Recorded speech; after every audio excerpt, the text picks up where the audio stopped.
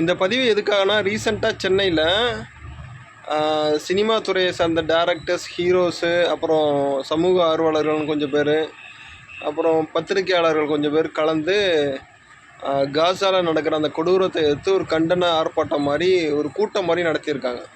இதை பார்த்துட்டு ஒருத்தர் மீம் போட்டிருக்காரு. கண்ணுக்கு எட்டாத தூரத்தில் நடக்கும் அட்டூழியங்களை கண்டு வெகுண்டலும் இந்த கூட்டம் ரீசெண்டாக இதே சென்னையில் துப்புரவு பணியாளர்களுக்கு நடந்த அந்த அநியாயத்தை எதிர்த்து ஏன் கேள்வி கேட்கல அப்படின்னு சொல்லி ஒருத்தர் மீம் போட்டிருந்தார். அது சரியான கேள்வின்னு எனக்கு தோணுச்சு. ஆமாம்ல, இங்கே கண்ணுக்கு முன்னாடி நடக்கிற தவறெல்லாம் கண்டுக்காமல் போயிட்டு எங்கோ நடக்கிற ஒரு இஷ்யூ எடுத்து இது மாதிரி பேசுகிறது சரியான்னு தெரில. பேசணும் தான், ரைட்டு, அதில் ஒன்றும் தப்பு இல்லை. இங்கேயும் பேசிவிட்டு அங்கேயும் பேசியிருந்தாங்கன்னா எல்லோரும் அதை ஏற்றுப்பாங்க. இதுலேயும் அவங்களோட ஒருதலை பட்சம் ஒரு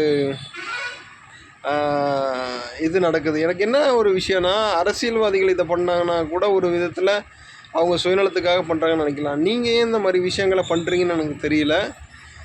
மேபி இதில் என்ன உள்நோக்கம் இருக்குன்னு என்னால் புரிஞ்சிக்கவே முடியல. இந்த நல்லா படித்தவங்க, அறிவார்ந்த சமூகம் அப்படின்னு சொல்லி அவங்களே சொல்லிக்கிற சில பேர்லாம் இந்த மாதிரி விஷயங்கள் பண்ணும்போது கொஞ்சம் எப்படி தான் இந்த சமூகத்தை நம்ம புரிஞ்சுக்கிறது? சினிமா துறையை சார்ந்தவங்களாம் அந்த திரைப்படத்தில் நிறைய கருத்துள்ள கதைகள்லாம் எடுத்துகிட்டு பேர் வாங்கிட்டு பெஸ்ட்டு டேரக்டர்ஸு, பெஸ்ட்டு ஆக்டர்ஸு அப்படின்லாம் பேர் வாங்கிட்டு இந்த மாதிரி விஷயங்கள் பண்ணும்போது ஏன் அந்த ஒருதலை பட்சம் அப்படின்னு சொல்லி எனக்கு ஒரு சின்ன கேள்வி உங்கள்கிட்ட கேட்கணும்னு தோணுச்சு. அதனால இந்த பதிவு.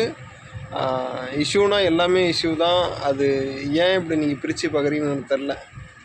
முடிஞ்ச அளவுக்கு நல்ல எண்ணங்களை விதைச்சி நல்ல சமுதாயத்தை உருவாக்குறதுக்கு பாருங்கள்.